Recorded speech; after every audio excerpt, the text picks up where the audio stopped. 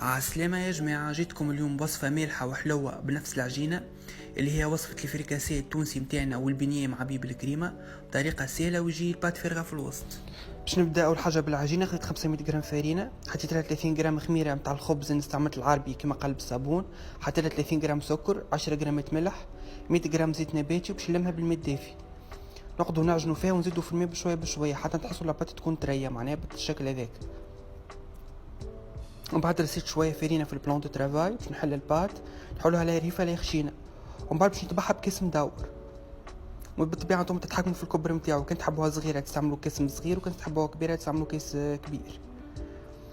والكعبات نتاع الفريكاسي اللي باش نعملهم فريكاسي جبتهم، والكعبات نتاع البنيه خليتهم مدورين عاديين معناها، ومن بعد خليتهم يخمروا حكايه نص ساعه حتى يضعف الحجم نتاعهم وقليتهم. كيف باش نقلبوهم من جهتين حتى نحصلوا على لون ذهبي مش شرتين الزوز، ومن بعد نستناوها تبرد باش نقبها كيكه بالشكل هذاك الكعبه اللي باش نخدم بها بينيه.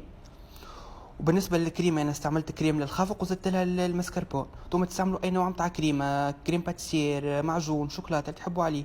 ومن بعد من الفوق حطيت لها غنى شوكولا بلون، لصقت لها اللوز فيلي، وانتم كيف بالطبيعه كيفاش تحبوا تزينوها من الفوق.